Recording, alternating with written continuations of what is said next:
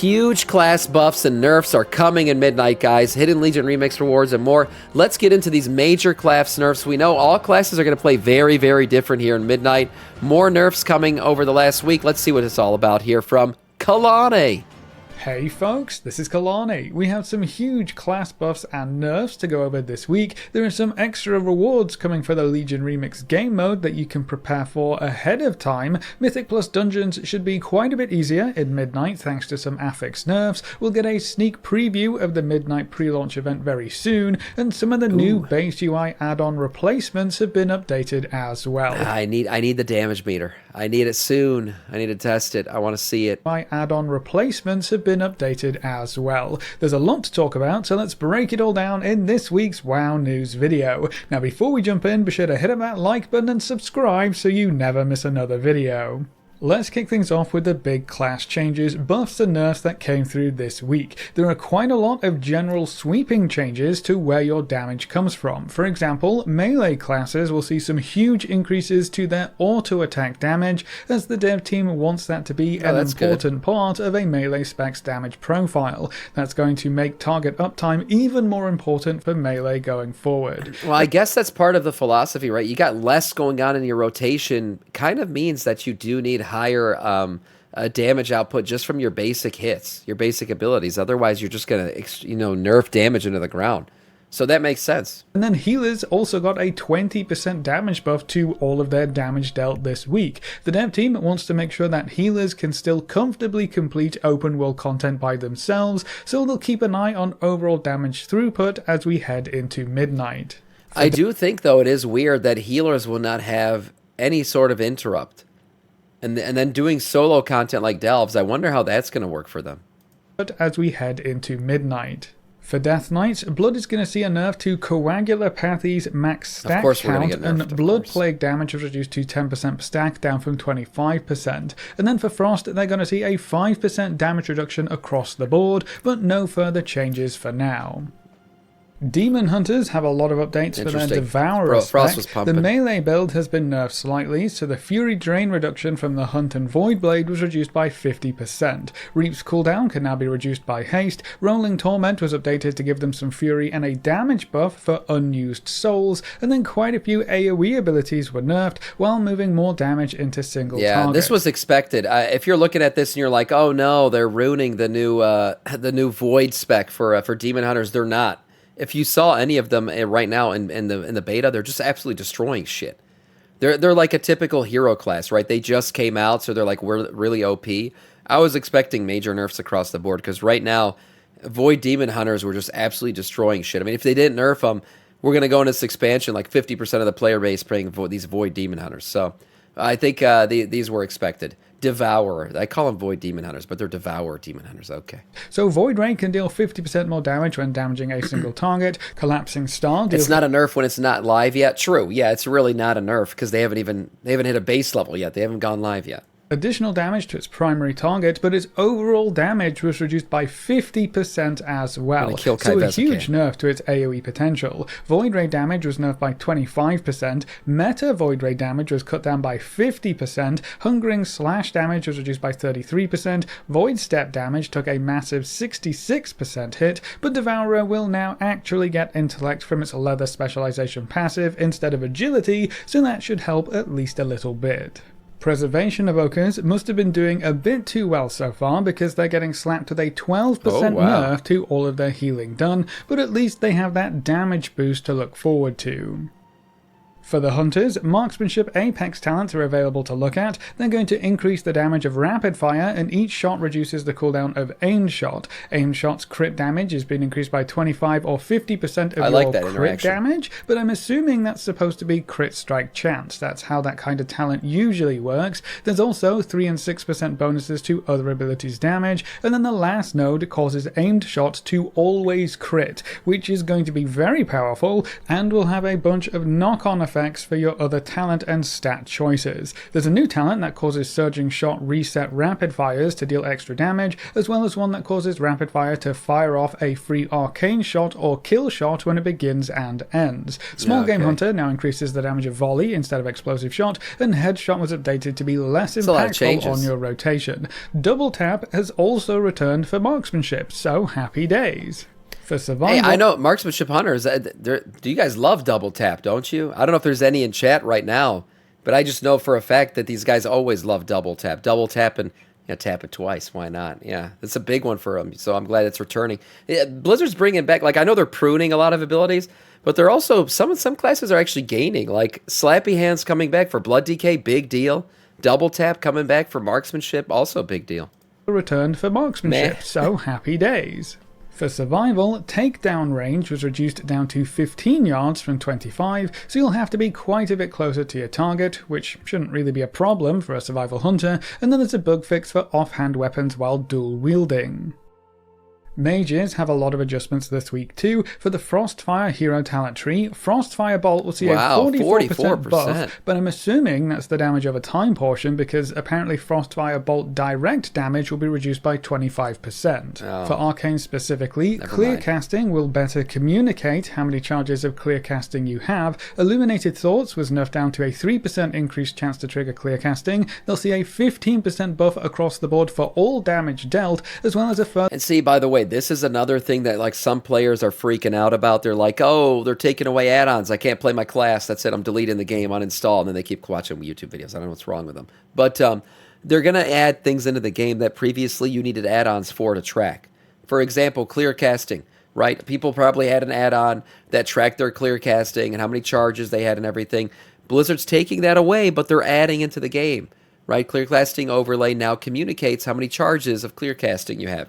There you go. You're not going to need an add-on for it. It's going to tell you. So just remember that. If you think you need add-ons to play your class right now, you're not wrong. You probably do. But you're not going to once they're removed, because Blizzard should be adding that functionality into the game. The 50% increase to Arcane Blast and Arcane Pulse, and a 25% buff for Arcane Missiles. Fire has a couple of quick changes too. Feel the Burn was nerfed down to 2% mastery for 4 seconds, down from 3% mastery for 6 seconds, and Fireball had its damage reduced by 25%. Fire Blast and Flame Strike will see a 5% buff though. There is also a bug fix in here for Fireball not receiving increased damage from modifiers, so that should help offset the 25%. Is that new art? I haven't seen that before. I haven't played Fire Mage in a long time, but I don't recognize this thing. This thing looks cool. Damage reduction.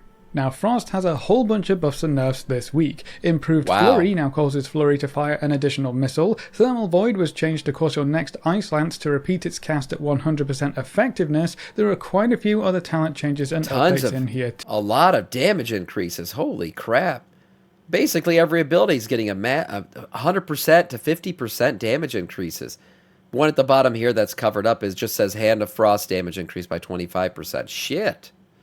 2. Ice Lance will now shatter 5 stacks of freezing, but Shatter's damage has been cut down by 50%. Frost Mage should be good, I guess. Apparently, it was dominating Frost's damage breakdown too much, so the dev team want to reduce the damage there and pump it into some of Frost's other abilities. So Frostbolt and Glacial Spike damage was doubled. Flurry, Ray of Frost, and Ice Lance damage are all up 50%. Frozen Orb, Water Bolt, and Water Jet will see 100% increases, and Hand of Frost damage has been increased by 25%. Honestly, this makes Frost play a lot smoother in my opinion, and some of these abilities now hit very hard indeed. Monks have a few changes for Mistweaver this week. Chi Warding is a new talent that heals you for 3% of magic damage taken. Secret Infusion has been redesigned to cause Thunder Focus Tea to let your spells increase stats, but only one stat increase may be active at a time. Spirit Font now applies Soothing Mist and Chi Cocoons at 30% effectiveness, down from 50%. They're going to see a 5% healing nerf across the board for all healing spells, and Thunder Focus Tea's cooldown was increased from 30 seconds up to 45, which is a pretty hefty increase. It is. Next up, we come to the Paladins. Holy has a new class talent that provides some defensive bonuses depending on the weapons that you have equipped, which is kind of interesting. Solar Grace now increases haste by 5%. Quite a few abilities have been redesigned or adjusted. Beacon of the Savior Absorb Shield was cut down by 50%. Man, lots and of all nerfs of their here. healing has been reduced by 5% as well. And then Retribution has a very quick 11% nerf to all of their damage, which definitely isn't ideal. Moving on to the Priests, Discipline has a couple of changes to Void Shield. Master the Darkness saw a huge nerf. It used to cause... By the way, are all the Rets going to go back to their forums again and just absolutely... All damage dealt reduced by 11%. The Retribution Paladins are going to go to the forums again. Oh, no. That's it. You won't be able to say anything else in them. That community's Moving massive. on to the Priests, Discipline has a couple of changes to Void Shield. Master the Darkness saw a huge nerf. It used to cause Void Shield to reflect 50% of damage taken, which was kind of insane, but it's been reduced down to 15%, and I wouldn't be surprised if that sees some further nerfs later on down the road. Void Shield and Power Word Shield now share a cooldown, and they can no longer... This is coming in pre-patch or before? No, right now all these changes are not live. These are all beta changes. These will happen by the time we get into a pre-patch. That's when they'll actually be live. These are all like testing changes right now. Yeah, midnight stuff, yeah. Stack on the same target per priest. Then we come to the rogues, where we see those aforementioned auto-attack damage increases. Assassination will see a 200% buff to auto-attack damage, so they weren't kidding when they said they want auto-attacks to be a larger part of your damage profile as a melee DPS. They'll also see a 10% buff to Rupture and Garrote damage, a 5% nerf to Envenom damage, Internal Bleeding will see a 20% buff, and Implacable Strikes is getting a 30% buff. There are quite a few nerfs to energy generation though. Motivated Murder was knocked down to a 20% bonus to energy generation, Venomous Vim grants 3 energy down from 4, and Implacable Rank 1 now grants 20% energy regen when Envenom expires down from 40%. For Outlaw, Taken by Surprise has been redesigned and renamed to Preparation. It's a 4-minute cooldown that instantly resets Adrenaline Rush. What the hell? Melee auto attack increased by 210%.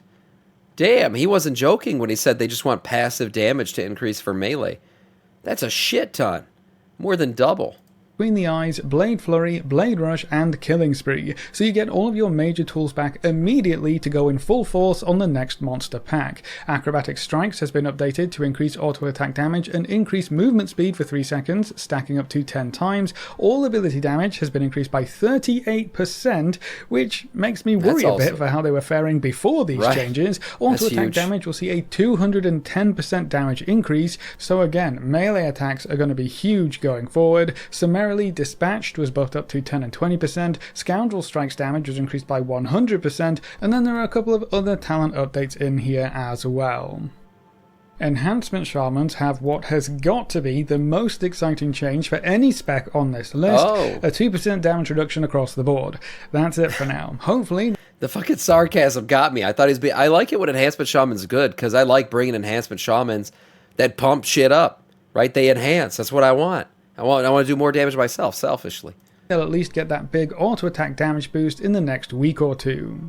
And then last but not least, we come to the Warriors. Barbaric Training now also increases the damage and crit damage of Whirlwind and Raging Blow for Fury Warriors. Champion Spear damage dealt when leaping to the spear was reduced by 80%, and Thunderclap now applies Rend to all targets if you know Rend, instead of being target capped. Fury has their Apex talents to preview that increase the damage of Rampage, and you generate stacks of Rampaging Berserker that you consume when you use Recklessness to gain a strength buff. There's some bonus damage and rage reduction for Rampage, and casting Rampage will extend your strength buffs as well, so build up stacks and go crazy with your next Recklessness. Meat Cleaver has been updated so Whirlwind deals extra damage when it hits 3 or more targets. A couple of other talents were updated. Rampaging Ruins damage dealt was increased by 50%, but it's now target capped at 5, down from 8, and Unslaked Thirst has been removed. And then for protection, the Phalanx Apex talent will last for 8 seconds, up from 5. There's a new talent that gives Revenge some extra damage to your Devastator target, and Revenge was reverted to the current 11.2. I wonder if Prot's going to continue to be S tier. We did review it the other day, the video's up.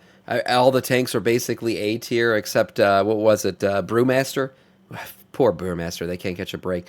But right now, Prot Warrior is the S tier tank, so I'm wondering if that's going to continue forward. I don't know.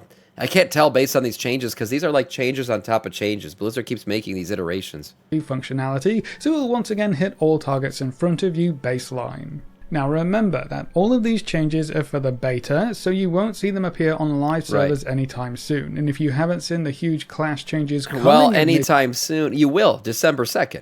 All these this is why like pre-patch is going to be so massive for Midnight. Technically, all these changes are going live when the pre-patch hits. That's when we're going to see add-ons get removed from the game. We're going to see all the class changes hit. And basically, you're going to have like about 2 months, 2.5 months-ish maybe, to test out your tunes. I'm sure Blizzard's going to iterate shit at that time too. You're going to see tons of patches happening throughout testing when that pre-patch goes live. But basically, we're going to spend the entirety of pre-patch relearning how to play our classes. Midnight, you'll probably want to go over those first because every class is going to play significantly differently when these class changes go live in the Midnight pre-patch. The Blue Post did mention that we should see balance. Revenge hits everything, no longer capped. And nothing from tanks should be capped when it comes to AoE, in my opinion. I think tank AoE should be uncapped. Now, I know damage and shit, but whatever, reduce some of the damage if you have to. But just for the sake of aggro. I don't think anything from tanks should be capped in terms of AoE. Pre-watched? What did I say that was pre-watched? Yeah, I don't know. Tuning happened much faster this time around, so expect to see further adjustments as we approach the Midnight pre-patch. That's all for the class buffs and nerfs, but we have some other nerfs to talk about this week. The Mythic Plus affixes from the current season will be carried forward into Midnight Season 1, but 3 of them will be quite a bit easier to deal with. Xal'atath's Bargain Ascendant now has an 8-second cast up from 6.5, she'll have an extra 1.5 seconds to deal with the orbs. Voidbound now has an 18-second cast up from 15, so you'll have 3 extra seconds to kill the Void Emissaries, and then Devour will also now apply a 10% slow. You might be thinking, well, surely that makes it harder to deal with now if it slows you as well, but the extra slow effect means you'll have more ways to remove the debuff, so any snare or slow removal ability should let you dispel yourself, so you won't have to rely on your healer or other dispels quite as much. Right. So Mythic Plus could be a bit easier overall in Midnight Season 1, which would fit in quite... Mythic Plus should be easier in terms of everything. I mean, Blizzard already said... in terms of casts and everything, like the number of casts should be reduced, the number of like fatal casts from mobs should be reduced, and then the cast time should be increased. Yeah, definitely. Like that's a thing for sure. Is like we're gonna have much more time to interrupt shit. Now, yes, DPS are gonna have to interrupt because the freaking healer can't anymore, but they should have been from the very beginning. But that's besides the point. Overall, these things should be easier. So less complicated shit going down. Which, again, goes into the why you don't need add-ons anymore, right? There you go. Well, with the dev team's overall goals for combat and content difficulty. Ridiculous. Now, in other news, some Midnight Beta data mining confirms various sources and bronze costs for decor items that will be... Look, people see your comments on YouTube, they're going to think it's out of context. I did not brick a 2, okay? The fucking thing wouldn't open. The dungeon wouldn't start, so I had to leave the dungeon. The wall went up, to start the dungeon, never went down, okay? What do you want me to do? That other one that got bricked a long time ago was because we were 4-manning it and fucking people left, and I was like, whatever, man. And I was literally carrying that whole run, and I had to end stream. I was just tired at that point. It's like a freaking 2-hour run. And I was literally only still going in it because I didn't want chat to be saying that I bricked the freaking key and it was like a +2 or something. Ridiculous. Unbelievable. Sam, you bricked a follower dungeon. That's besides the point. Awarded from the Legion Remix event. We're going to have altars, corruption pits, storage chests, fountains, a bunch of cages. I have like a 2K plus IO. What are we lighting pieces too. So if you want your house to look like it was recently invaded by the Legion, these items should be a lot of fun to play around with and place. If you're interested in picking up these decor items as soon as they're available, you want to make sure you've completed the appropriate achievements, and you want to save up some bronze as well. Thankfully, they don't seem to be too expensive overall, so they shouldn't take away from your other rewards or goals too much, but it is worth noting that when you buy a piece of housing decor, you're only buying the ability to place one of that item for each one you purchase. So if you want a whole bunch of fell-themed torches, or you want 20 fell pits to surround your house, you'll you'll have to buy however many you want to place, which does raise the question of how this works for time-limited events. If you don't buy these items now, or you only buy one but you want to place more of them later on,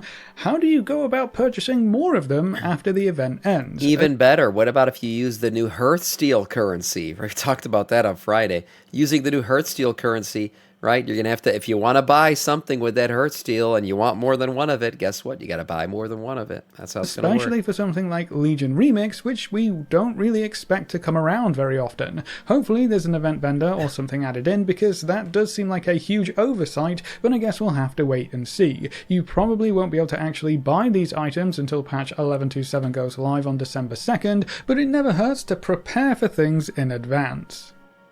There were also a lot of hotfixes this week that addressed various problems with achievements, rewards, and artifact appearances. The Broken Shore achievement was sometimes not properly rewarding the Fallen King's Corrupted Blades, but that should now have been fixed. There were also various fixes or workarounds for hidden artifact appearances that weren't working. So Demon Hunters, Druids, Mages, Monks, and Warlocks now have access to various Order Hall advancements. Horos now sells the Shard of Darkness for Rep Paladins, the Tome of Otherworldly Venoms for Sub-Rogues, and the Designs of the Grand Architect for BM Hunters. Disc Priests can find their books among the stacks of Infinite Chrono Queries near Page Turner Metros, and Unholy DKs can find a time-warped trapdoor in Putricide's secret lab. So if you've been struggling to get your hidden appearances in Legion Remix, hopefully these fixes should clear the way forward.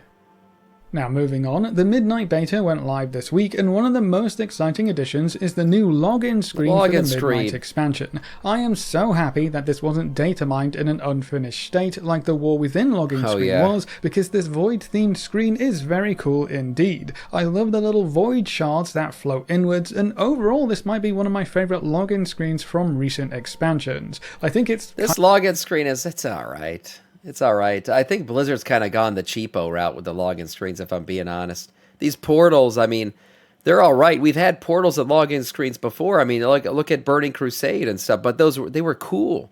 Like, it was like a whole, they had the whole gate and everything, and it was out in the world. These ones, they just been alright. I don't know. They're just very standard, subpar login screens. I haven't liked them. I think the last really cool login screen, I don't know, maybe... not even BFA. Like, BFA was okay. It was the front gate, but even that one was all right. It's been a while. It's been a while since I've seen a login screen that honestly impressed me. I can't think of what it was, but it's been a while.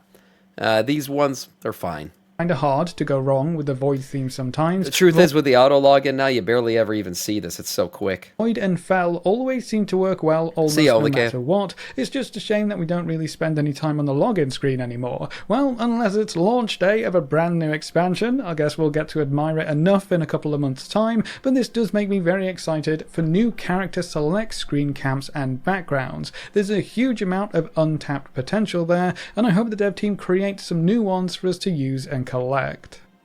In other Midnight news, we'll finally get to see what the big expansion pre-patch event is going to look like. On Monday, November 17th, which is today, if you're watching this video right as it goes up, the dev team will be testing the Midnight pre-launch event on the test realms. It will kick off at 11 AM PST and only run for about 2 hours, though the post does say the realms will remain online for a little bit longer to give some extra testing time, but the main focus test will be in that short time window. Not only does this give us an early preview of what the Midnight pre-patch event is going to look like, or what kinds of rewards are going to be on offer, but it's also the best chance we have to make sure the patch and event are smooth when it actually hits live servers. These big events tend to be plagued with problems early on. Yeah, I mean, this is good Blizzard's doing this, because lately these big events have been broken as shit.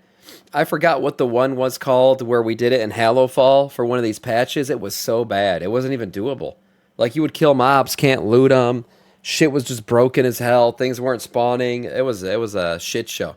So I'm glad, hopefully, with this extra testing, with the pre-patch event, that it won't be as broken as these have been lately. While they do seem to get fixed quite quickly, it would be nice to have an event launch with everything working and in a good playable state. Yeah, Nightfall. So if you have some spare time today, hop on the test realms and give a bit of feedback for the pre-patch event. It really is the best way to improve the patch for launch day.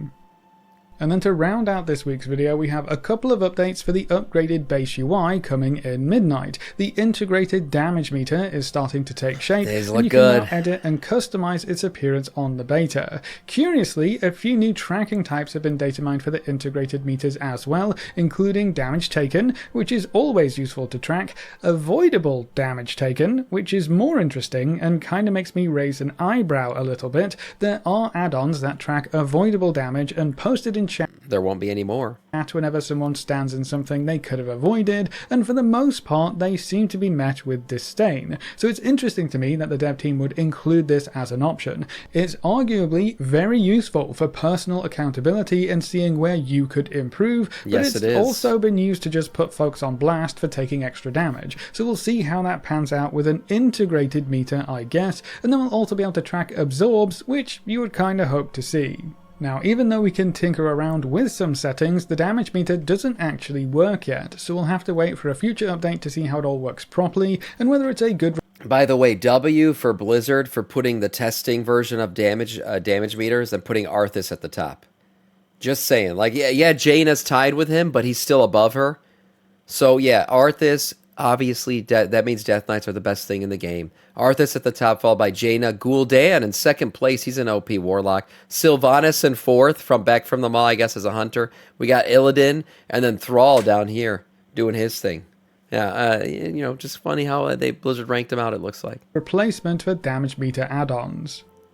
We've also got a pretty big update to the default raid frames. Some new icons and outlines have been data mined that should help highlight these look really cool, debuffs these much outlines. easier. There's a coloured outline and a new icon for each of the major debuffs, poisons and with there being an debuffs, empty outline for each, you'll probably have the option to display the icon or not. The dev team did give us a preview of these outlines in their raid frames update post a little while ago, but it's nice to see them work their way into the beta. It looks like the Dungeon Journal is also going to be updated with these new icons, which would make sense. Keeping these kinds of graphics consistent will really help when it comes to visually processing debuffs and abilities during a busy encounter. But that's all the updates we have so far, so that's it for this week's WoW News video. What do you think of the new Midnight login screen, and what do you think is the most important UI element for the dev team to really get right as we head into Midnight? Leave all your thoughts in the comment section below. A big thank you to all of our supporters over on Patreon and to all of our members here on YouTube. You can see the names floating by on screen. If you're interested in supporting the channel, you can find links in the description or click the join button just below the video. If you enjoyed the video or found it useful in any way, make sure to subscribe and ring that notification bell so you're always kept up to date. Thanks for watching, folks. Good luck and have fun, and as always, I will see you next time. Nice video from Kalani. Yeah, a lot of changes coming. Class changes will continue to happen. Remember, you're not going to see any of these. These are all beta changes right now. But it's fun to keep track of them, see where your class currently stands. And I was thinking again, probably the last login screen that I actually... Dragonflights wasn't bad, actually. And once they added the swooping dragon in, it wasn't too bad with the Alexstrasza flying by. Overall, though, like I said, the login screens have taken a turn. I don't know. It's just very simple stuff. Nothing too crazy anymore. Definitely nowhere near like the Cataclysm or Wrath of the Lich King style login. Those were awesome. But anyways, nice video from Kalani. We'll continue to keep track of this kind of stuff.